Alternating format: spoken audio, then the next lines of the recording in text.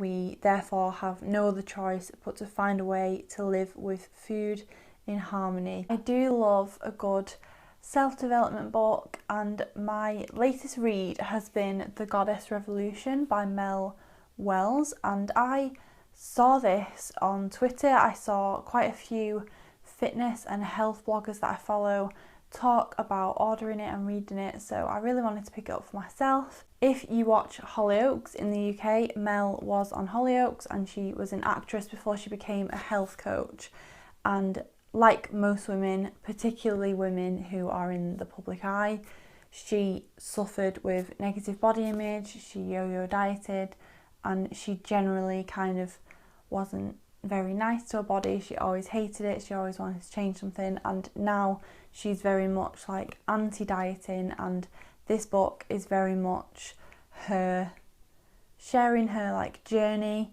and also just sharing like really nice little insights on how you can be happy and healthy at the same time. There's not a lot of kind of practical steps in this because she very much encourages you to listen to your own body and kind of find your own path in a way. So whilst I was reading, I did fold some pages and did kind of star some things that I wanted to touch on that I really enjoyed reading. And the first thing is she's talking about food addiction and how we kind of are addicted to the feeling of certain foods. This might be a new concept to you, but food, especially, you know, typical junk food, is designed to be addictive, and a lot of people are addicted to the feeling that food gives them. And she talks about, you know, alcoholics and substance abuse and either like weaning themselves off it or going cold turkey depending on how severe their situation is, and they kind of get sober and practice abstinence. Whereas when your addiction is related to food, whether it's certain types of food, you still have to be faced with that every single day, and that is probably one of the reasons why it's so difficult for people to get over their like body image and food demons, because they're faced with it every single day. We have to eat. She goes on to say that we therefore have no other choice but to find a way to live with food in harmony. Food is not going anywhere anytime soon. Attention to your relationship with food is key, and ditching the diet mindset is crucial if you want to completely lose those unwanted, crazy eating patterns and finally understand how it feels to be normal with your food and live in a healthy, happy body for life without shame or judgment. The next thing I starred was in the chapter Your Food Story, and in this chapter she basically talks about the stories that we've told ourselves our whole lives around food. I have totally done this throughout my whole life. I specifically remember before I lost weight, I would always tell myself and say to other people, I'm just not made to be thin, like I'm just always going to be like on the chubbier side, like that's just how I am. I'm just not made to have a flat stomach. And I used to say all these things, and not that, you know, being slim is like the number one aim in life, it shouldn't be, but obviously back then my reasons for wanting to lose weight were purely based on vanity because I was young and I felt the pressure of growing up. And those stories that I told myself were completely wrong. My weight and the way I looked was purely based on my bad diet. I didn't eat enough fruit and veg. I didn't eat balanced at all. I ate far too much. And, you know, lo and behold, magically, when I started to eat healthy, I became slim, and now everyone just assumes that I am naturally slim, whereas that definitely isn't the case. The others she lists, I'm useless at everything, I'm not worth cooking for, it's just for myself, which hit me so hard. I am definitely someone who just makes convenience food when I'm just cooking for myself, whereas when I'm with my boyfriend, we make like these really yummy, healthy meals together, and it's just so funny, like what message does that send to myself? I'm not worth doing loving things for. I'm not an exercise kind of girl. Life's too short to be one of those healthy people. I've got rubbish willpower. I'm crap at sticking to healthy eating. I'm not worthy of nice clothes. It's in my genes to be overweight. I can guarantee most people watching this will resonate with one or two of those really limiting, self-defeating beliefs. So just kind of meditate on that and think how you can stop yourself in your tracks when you start saying things like that and realise what an impact it's making on your life. In the chapter, Are You Being You? She basically talks about, are you living your truest life? Like, are you being your authentic self?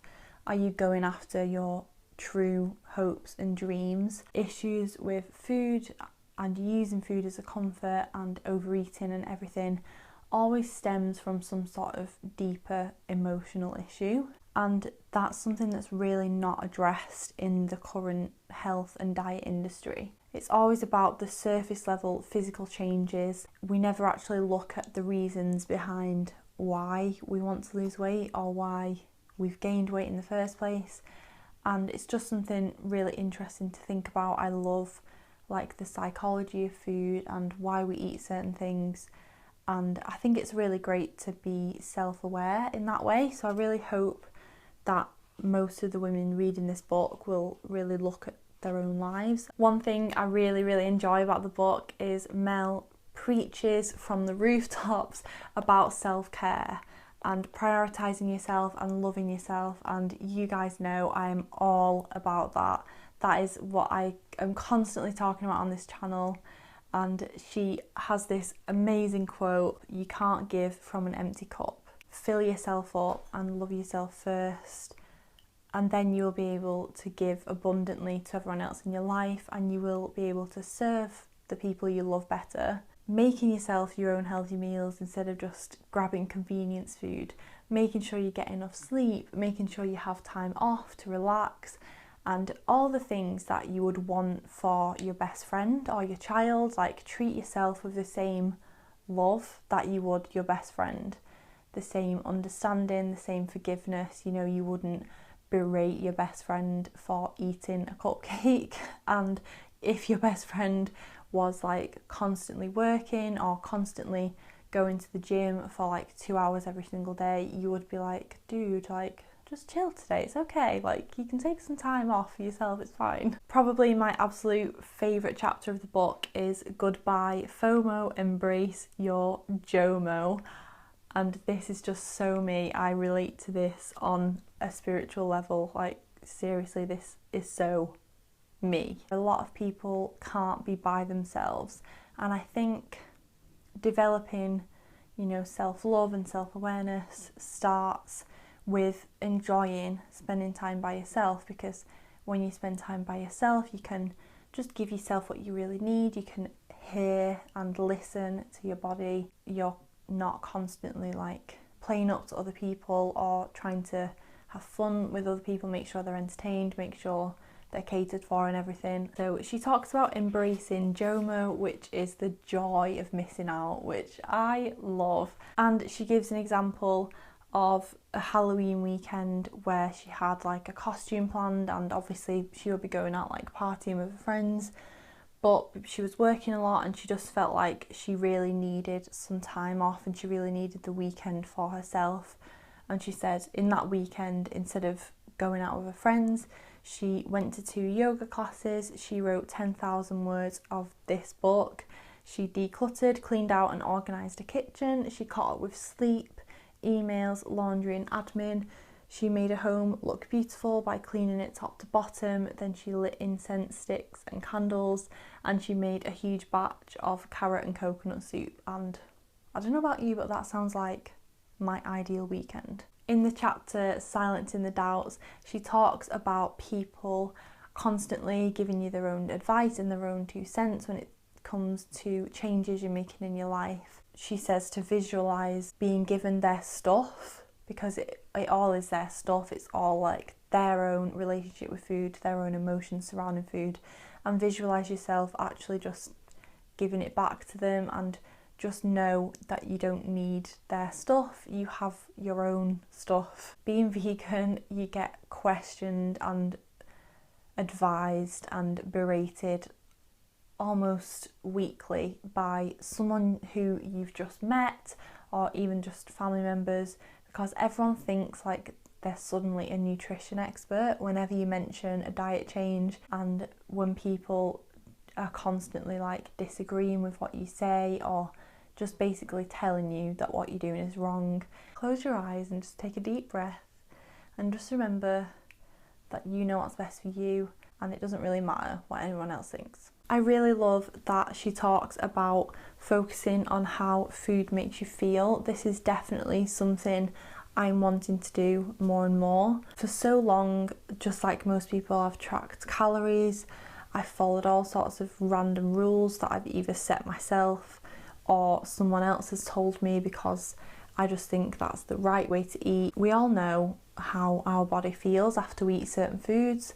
It's not rocket science. You know when you've eaten something crap, you feel like crap, and you know when you've eaten something really healthy, it energizes you. Every time you prepare a meal, focusing on how you want to feel after eating that inevitably will lead you to the happiest, healthiest version of yourself, because you just know, like, deep down what your body craves, the goodness that it craves, and it's different for everyone. It doesn't have to look like a certain way. Calorie counting only gets you so far, and sometimes, you know, some days you undereat a little bit, some days you overeat a little bit in terms of if you traditionally tracked calories, and it doesn't have to be like a strict hitting that mark every single day. Let me know your thoughts on this video. If anything resonated with you, I highly recommend you pick up a copy of this book.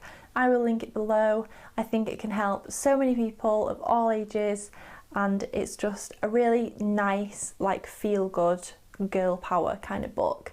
So thank you so much for watching. Please do give this video a thumbs up if you want to see more self-help book reviews in the future. Please subscribe if you're new to my channel, because I post 3 times a week, Wednesday, Friday and Sunday. I also am on all the usual social media accounts, so you can follow me in the links below. And thank you again so much for watching. I really hope you enjoy the rest of your day, and I will see you next time.